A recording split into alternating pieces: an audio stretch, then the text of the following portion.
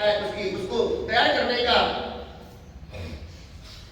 उसकी जो प्रक्रिया है, वो प्रक्रिया क्या है हमें मालूम नहीं। हम तो है बस एक काम चोर बन गए और रेडीमेड लाए, ये कर दिया वो कर दिया, न जाने कैसे कैसे अपराधों के मार्ग पर हम है ना उन सब चीजों को चलाने के हिस्सेदार भागीदार बनते चले जा रहे हैं। पुराणों में कहा गया है कि मांसाहार की बात हम लोग तो करते नहीं, जैन में कोई नहीं करते, लगभग और चीजें शायद हो जाए लेकिन मांसाहार से फिर भी जैन लोग दूर हैं, परहेज करते हैं, कोई भी इसका आसेवन नहीं करता है। तो जैन शास्त्रों में तो बिल्कुल मना है, इन बातों का बिल्कुल इंकार है, वो सारी बातें वर्जित है। जब सभी का आदि की बातें वर्जित है तो ये तो बहुत पाप वाली बात है, इसलिए इनका उल्लेख करने की जरूरत नहीं है, लेकिन फिर उल्लेख किया हुआ है। पर ऐसा नहीं है कि जैन शास्त्रों में इन बातों का उल्लेख ऐसी बात नहीं है, लेकिन अन्य ग्रंथों के अंदर, पौराणिक ग्रंथों के प्राचीन ग्रंथ उनके अंदर, वेद पुराण सबसे प्राचीन ग्रंथ हिंदुओं के माने जाते हैं, उन ग्रंथों के अंदर भी विशेष प्रकार के श्लोक उसमें दिए गए हैं और ऐसे ऐसे श्लोक बताए हैं कि कहा गया है कि अगर इस परंपरा को मानने वाला कोई भी व्यक्ति हो, न मानने वाला जानने वाला व्यक्ति हो, कहते हैं अगर कोई मांस का भक्षण करता है हड्डियों में रुद्र यानी शंकर का वास माना गया है, हड्डियों में अस्थियों में शंकर का वास माना गया है। और मांस जो है, मांस में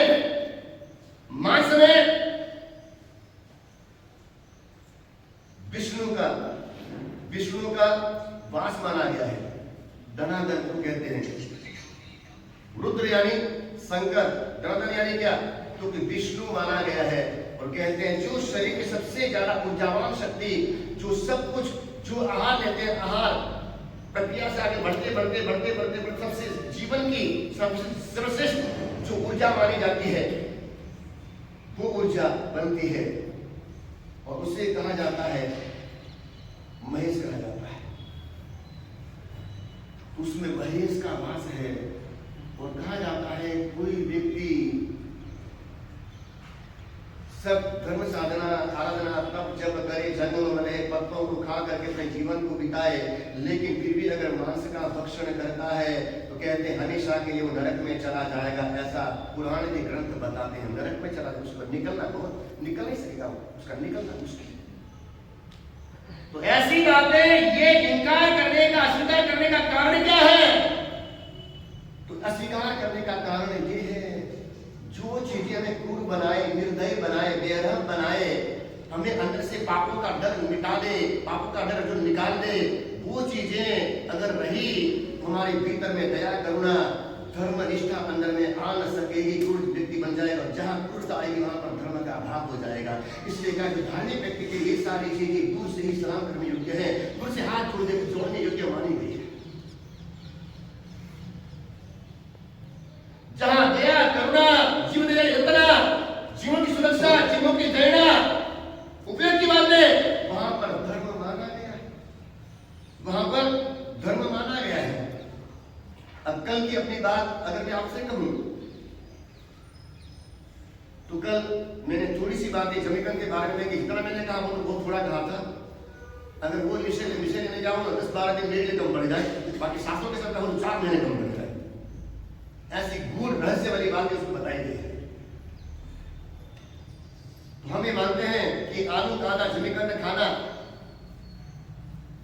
सबसे ज्यादा पाप है। अनंत जीवों की हिंसा का पाप हमको लगता है, इतने सारे जीवों को मारने का कोटला हमारे सिर के ऊपर आता है, ऐसा मानते हैं। लेकिन मैं आपसे कहूं कि हमारे समाज में आज धड़ल्ले से पाव खाया जाता है, ब्रेड खाया जाता है, मक्खन ये खाया जाता है। ऐसे कई तरह के धार्मिक आयोजन लोगों को पता नहीं होता है। धार्मिक आयोजनों में भी इस तरह की चीजें, बाहरी चीजें है ना प्रवेश कर गई है। ये चलेगा, ये चलेगा, ये चलेगा, ये है ना, ये कई जगह चल रही है। और लोगों को है ना, उनको खाने में रस है, उनकी जीभ में रस है, लेकिन जीभ की जहरा में उनको रस नहीं है। जीभ कैसे बचे, जीभ कैसे बचाया जाए, जीभ की रक्षा कैसे, उसमें उनको रस नहीं है। लेकिन जीभ में आनंद कैसे मिले, जीभ को कैसे अच्छा मिले, उनको वो रस है, वो उसमें उसमें आनंद है। इसीलिए मैं तो कहता हूँ रसोड़े को संभालने वालों को भी जानकारी वाले व्यक्ति को रसोड़े में सौंपना चाहिए। जैसे तैसे अज्ञानी मामूली और ऐसे अरे गहरे आदमी को रसोड़े की व्यवस्था नहीं सौंपनी चाहिए। जो समय निकाल सके, देख सके, ज्ञान पाया हो, क्या चलेगा क्या नहीं चलेगा, कब बनाया, कैसे बनाया, कितने दिन का है, पानी कैसा हो, किस तरह का हो, ये पूरी जानकारी ये ना पूरा पूरा पूरा पूरा पूरा बोल जो है उस व्यक्ति के पास से होने वरना खुद डूबेगा, अन्य अन्य औरों को भी डुबा देगा। इसलिए हमें सावधानी की जरूरत है। हमारे भोजन, हमारे सागवात्सल्य होने चाहिए, उसमें कोई उसको रोकने की जरूरत नहीं है, लेकिन होने का चाहिए कैसे, तो कि जगना से होने चाहिए। आप बोलो कि वो तो होगा नहीं, जल्दी बना नहीं बनाएंगे, जल्दी काम होगा नहीं, क्यों नहीं होगा, रसोई बढ़ाओ, काम वाले बढ़ाओ, थोड़े पैसे जाएंगे, लेकिन हमको तो पैसों की बचत, आप लगे तो लगे, जल्दी बनाना तो बनाना पड़ेगा, पर चलेगा, आधार पाने में चलेगा नहीं, ऐसा नहीं। जहां पर पैसों का ध्यान दिया जाएगा वहां पर जीवों की हत्या होगी, जीवों का सवाल होगा, हिंसा होगी, और जहां पर जीवों को बचाने की बात होगी वहां पर पैसे, दो में से एक काम होगा, या तो पैसे बचेंगे या फिर जीव बचेंगे। दो बातें हमारे सामने हो सकती है, या तो पैसे बचेंगे या फिर हमारे जीव बचेंगे। इसलिए हमारे लिए महत्वपूर्ण क्या है, सूत्र विवेक रखना। हमारा विवेक क्या, तुम्हारा ज्ञान कहता है जीव बचे, ऐसे जाए तो जाए, एक बार पैसे गए तो पैसे दोबारा आ सकते हैं, लेकिन एक बार जीवों की एजेंडा हो गई, जीवों का संहार हो गया, तो पाप और भाई बढ़ जाएगा। इसलिए रसोड़े आदि व्यवस्था में ऐसे जानकार व्यक्तियों को लाने की जरूरत है। ऐसा नहीं कि मजा आ गया और मजा आ रहा है और मजा आ रहा है, ऐसा नहीं होना चाहिए। बाप बेटे ने दोनों मिलकर के चोरी की, बदमाशी की, बाप और बेटे ने, डब्बू उसके बेटे ने मिलकर के चोरी की। जब चोरी की पकड़े गए तो पकड़ने के बाद में उनको मुंह काला किया, गले में जूतों की माला पहनाई और सिर के ऊपर कांटों कांटों का ताज पहनाया, और इस तरह से गधे के ऊपर बिठा करके पूरे गांव में परिक्रमा लगाई, ढोल बजे, टूटा हुआ ढोल बजाया, परिक्रमा एक लगी, और डब्बू का बेटा बोला और एक परिक्रमा हो जाए, बहुत मजा आ रहा है, क्या है, बहुत मजा आ रहा है, इतना आनंद आ रहा है, और एक परिक्रमा हो जाए, और एक फेरा हो जाए, बहुत आनंद आ रहा है, बस इन्हें खाने का आनंद आएगा, और बना लो और बना लो और आइटम कर लो, कि मजा आएगा, लेकिन आगे में क्या होगा, क्या बदनामी हो रही है, इज्जत बढ़ रही है या फिर घट रही है, हमारा पुण्य बढ़ रहा है या फिर पाप बढ़ रहे हैं, कर्म हो रहे हैं या फिर कर्मों की निद्रा हो रही है, ये सोचने की समझ हमारे भीतर में अंदर में होनी चाहिए।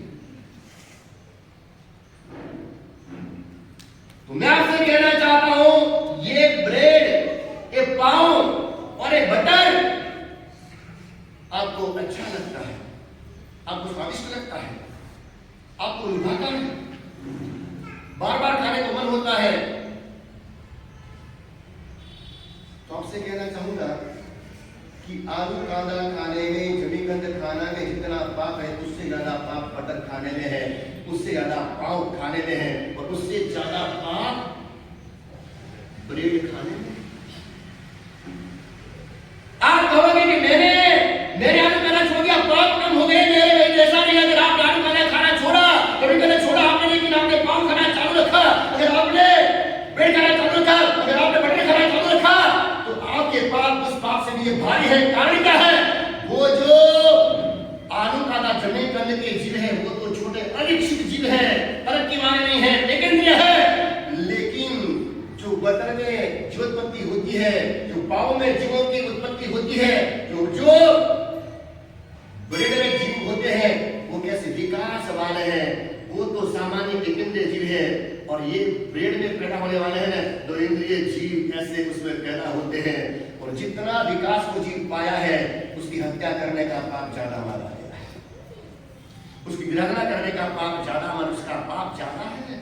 आप बोलोगे इतने सारे गेहूं खाना, इतने सारे चावल खाना, इतनी सारी सब्जी खानी, रोज रोज गेहूं लाना, पिसना, और सैकड़ों हजारों लाखों गेहूं को पिस देना, रोज रोज लौकी लाना, रोज भिंडी लाना, टमाटर लाना, उसको सवारना, रोज सवारना, इतना सारा सब कुछ करना, चावल बनाना, दाल बनाना, इससे अच्छा है एक हाथी को मारा जाए, 15 दिन तक टेंशन, 15 दिन तक टेंशन को खाओ, बात हो जाएगी कि 15 दिन के लिए जीव मरेगा।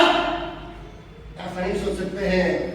लाखों, सैकड़ों, हजारों, करोड़ों ऐसे गेहूं धान की जीवों को मारने से जो पाप होता है उससे ज्यादा पाप एक हाथी को मारने का पाप ज्यादा है। क्यों? वो पंचेंद्रिय जीव मारा गया। जितना विकास जिनको जिनने किया है उसे मारने का पाप अपराध ज्यादा माना गया है। सारा पाप करने के लिए मैं तो कहता हूं अगर ऐसा पालना करना है आप तब मत कीजिए, कोई जरूरत नहीं सब करने की। अगर आपको इस तरह से हुई उस पापों से बचने के लिए हमें पाप इसलिए मैंने क्या करते हैं तो कब करते हैं लाट से छूटे अनाड़ी पड़ने के लिए हमारे प्रति चालू हो जाए ऐसा स्थान मिले यहां से शुरुआत करूंगा तब खाने की न खाने की शुरुआत करूंगा तो एक दिन एक बार ऐसा आएगा जहां जाऊंगा तो वहां कोई आहार की जरूरत नहीं पड़ेगी। अनाहारी